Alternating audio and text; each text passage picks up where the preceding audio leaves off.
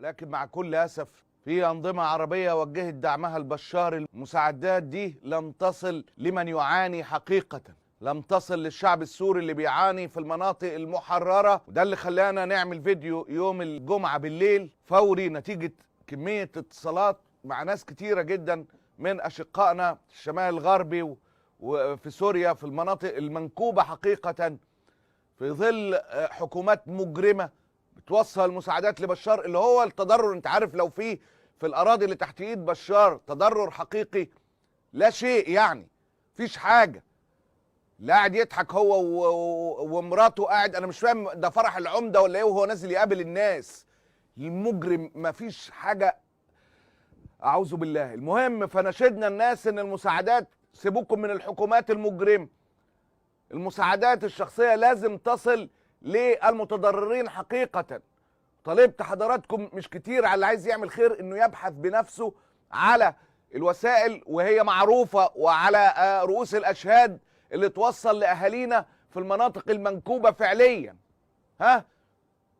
انما المساعدات اللي وصلت لبشار ما وصلتش للناس، وبشار بيتفاخر بالمساعدات اللي وصلت له من الجزائر على سبيل المثال.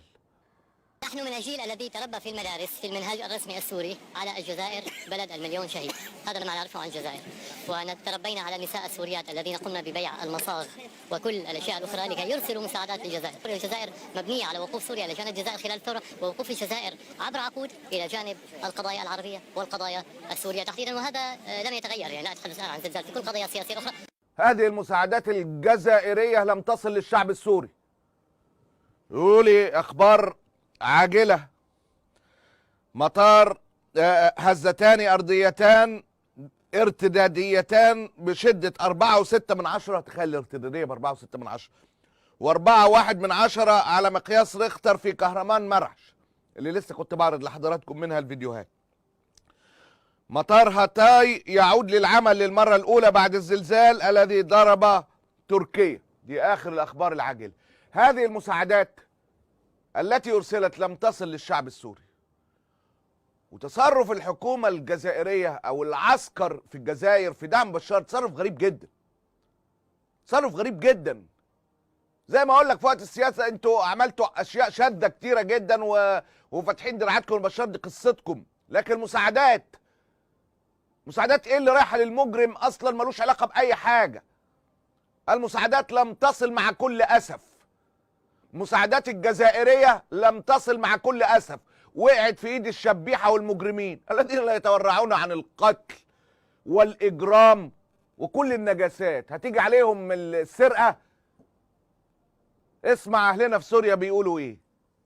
تبرعات لحد الآن ما في شيء وصل منا.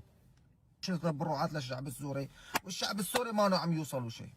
اللي بده يوضحوا للشعوب وخاصة الشعوب العربية أن المساعدات اللي بترسلها الحكومات لسوريا عم بتروح للنظام، والنظام هو أصلا حريص على قتلنا وهو اللي ارتكب المجازر فينا.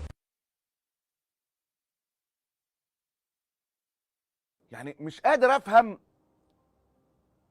في وقت كارثة زي دي توصل المساعدات لقاتل مجرم وتفتكر إن هيوصلها للناس اللي هو محاصرهم واستخدم معاهم كل أشكال القتل، من الذبح للضرب بالنار للبراميل المتفجرة للكيماوي.